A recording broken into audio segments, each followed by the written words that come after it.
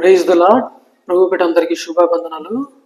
ఈరోజు దేవుని వాక్య సందేశము కీర్తనల గ్రంథము 106వ అధ్యాయము 39వ వచనము 40వ వచనము. తమ క్రియల వలన వారు అపవిత్రులైరి, తమ నడవడిలో వ్యభిచరించిన వారేరి. కావున యెహోవా కోపము ఆయన ప్రజల మీద రగులుకొనినని వాక్యం సెలవిస్తుంది. ఇక్కడ క్రియల వలన అపవిత్రులని చెప్పేసి వాక్యం సెలవిస్తుంది. క్రియలు అంటే మనము మన హృదయంలో కొనగడము, సనుగుకొనడము, కోపడము, అలాగే అసూయపడము లాంటివి. దేవుని నమ్మిన ప్రజలు ఇలాంటివి ఉంటే దేవుని దృష్టిలో అపవిత్రులు అనమాట. కాబట్టి దేవుడు వాళ్ళ హృదయాలు చూసి దేవుడు వారి మీద కోపడ్డాడు. ఆయన కోపము అగ్ని వలె వారి మీద రగిలింది.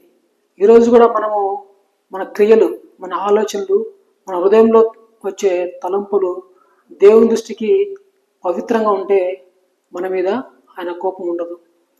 ఈరోజు ప్రపంచమంతటా ఎల్లుని ప్రభావము కనబడుతుంది. ఎంతోమంది శాస్త్రవేత్తలు ఈ ప్రపంచమంతటి మీద భయంకరమైన వేడి కనిపిస్తుందని చెప్పేసి శాస్త్రవేత్తలు చెప్తున్నారు. అయితే మనం చేస్తున్న క్రియలు, మన ఇంట్లో చేస్తున్న మన క్రియలు, మన సమాజంలో మనం చేస్తున్న క్రియలు, అలాగే దేశంలో చేస్తున్న క్రియలు దేవుని దృష్టికి పవిత్రంగా లేకపోతే ఆయన కోపము ప్రపంచమంతటా రగులుకుంటుంది. కనుక ఈరోజే ఈ వాక్యాన్ని విని మనలో ఉన్న అపవిత్రమైన క్రియలు, పాపపు క్రియలంటిని మనం వదిలిపెడితే మనం కూడా దేవుని కృపకు పాత్రలమవుతాము. వాక్యమా మాలోకి రా, మా హృదయంలోని అంతరంగంలో ఉన్న అసూయలను, కుళ్ళులను, అలాగే అపవిత్రమైన కార్యాలన్నింటినీ కడిగివేయమని చెప్తే ఆ వాక్యం నీలోకి వస్తుంది.